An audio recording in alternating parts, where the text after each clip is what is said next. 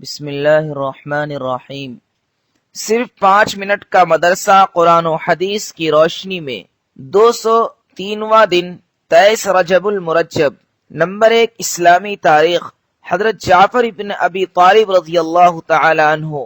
حضرت جعفر رضی اللہ عنہ کی شکل و صورت حضور صلی اللہ علیہ وسلم جیسی تھی۔ وہ حضرت علی رضی اللہ تعالی عنہ کے حقیقی بڑے بھائی اور جناب رسول اللہ صلی اللہ علیہ وسلم کے چچا زاد بھائی ہیں، اور حضرت حمزہ رضی اللہ عنہ کے ہمزلف یعنی ساڑھو ہیں۔ ابو طالب کی معاشی کمزوری کی وجہ سے حضرت جعفر رضی اللہ عنہ کی پرورش حضرت عباس رضی اللہ عنہ نے کی۔ حضرت جعفر رضی اللہ عنہ اور ان کی بیوی اسما بنت عمیس شروع زمانے ہی میں حضرت ابو بکر کے ہاتھ پر مسلمان ہوئے۔ یہ وہ زمانہ تھا کہ ابھی حضور صلی اللہ علیہ وسلم نے مسلمانوں کو دار ارقم میں جمع کرنے کا سلسلہ شروع نہیں کیا تھا۔ دونوں میاں بیوی نے حبشہ اور مدینہ دونوں کی ہجرت کی۔ حضرت جعفر طیار رضی اللہ عنہ حبشہ ہجرت کرنے والے صحابہ کرام رضوان اللہ تعالی علیہم اجمعین کے امیر جماعت تھے۔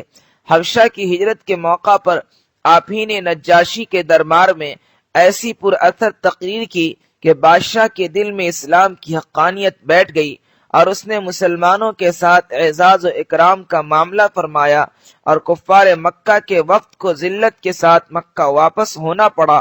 کچھ دنوں بعد بادشاہ حبشہ نجاشی نے حضرت جعفر رضی اللہ تعالیٰ عنہ کے ہاتھ پر اسلام قبول کر لیا۔ نمبر 2، اللہ کی قدرت، دماغی قوت۔ اللہ تعالیٰ نے انسان کو دماغ جیسی عظیم نعمت عطا فرمائی اور اس میں سوچنے، سمجھنے اور بہت سی باتوں کو یاد رکھنے کی صلاحیت رکھی، جس کی وجہ سے اس چھوٹے سے دماغ میں دین اور دنیا سے متعلق بے شمار باتیں محفوظ رہتی ہیں اور وہ اسے ضرورت کے وقت بہت کام آتی ہے۔ اگر اللہ تعالیٰ انسان کو دماغ کے اندر محفوظ رکھنے کی قوت نہ نوازتا تو کتنی پریشانی ہوتی۔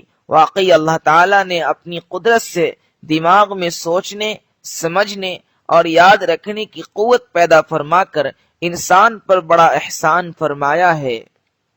نمبر 3، ایک فرض کے بارے میں، عشاء کی نماز کی اہمیت۔ رسول اللہ صلی اللہ علیہ وسلم نے فرمایا، جس شخص نے عشاء کی نماز جماعت کے ساتھ پڑھی گویا اس نے آدھی رات عبادت کی، اور جس نے فجر کی نماز جماعت سے پڑھ لی گویا اس نے ساری رات عبادت کی۔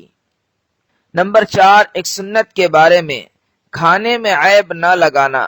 حضرت ابو ہریرہ رضی اللہ عنہ نے فرمایا، رسول اللہ صلی اللہ علیہ وسلم کھانے میں عیب نہ لگاتے، اگر چاہتے تو اس کو کھا لیتے اور اگر اس کو ناپسند فرماتے تو چھوڑ دیتے۔ نمبر 5، ایک اہم عمل کی فضیلت، مومن کی مدد کا میٹھا پھل۔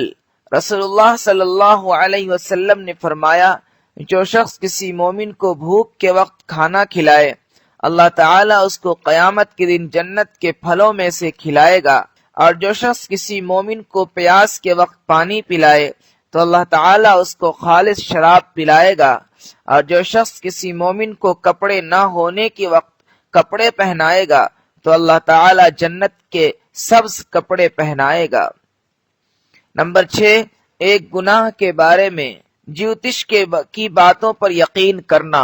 رسول اللہ صلی اللہ علیہ وسلم نے فرمایا، جو آدمی کاہن یعنی جیوتش کے پاس جائے اور اس کی کہی ہوئی بات کو سچی سمجھے تو وہ آدمی شریعت محمدیہ سے ہٹ گیا۔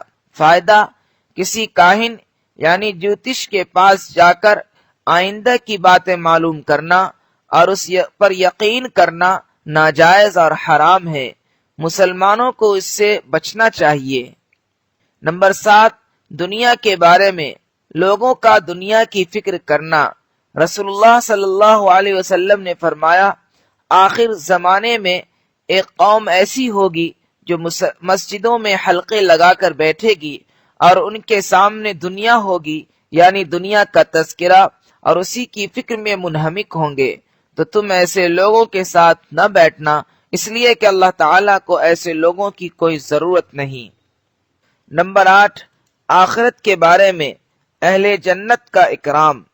قرآن میں اللہ تعالیٰ فرماتا ہے، اہل جنت کے سامنے سونے کی پلیٹ اور جام پیش کیے جائیں گے، اور جنت میں انہیں دلوں کی چاہت اور آنکھوں کی لذت کے مطابق ہر ایک چیز ملے گی۔ نمبر 9، طب نبوی سے علاج، سنترا کے فوائد۔ رسول اللہ صلی اللہ علیہ وسلم نے فرمایا، تم لوگ سنترا کو استعمال کیا کرو کیونکہ یہ دل کو مضبوط بناتا ہے۔ فائدہ، محدثین تحریر فرماتے ہیں کہ اس کا جوس پیٹ کی گندگی کو دور کرتا ہے، قے اور متلی کو ختم کرتا ہے اور بھوک بڑھاتا ہے۔ نمبر 10، قرآن کی نصیحت۔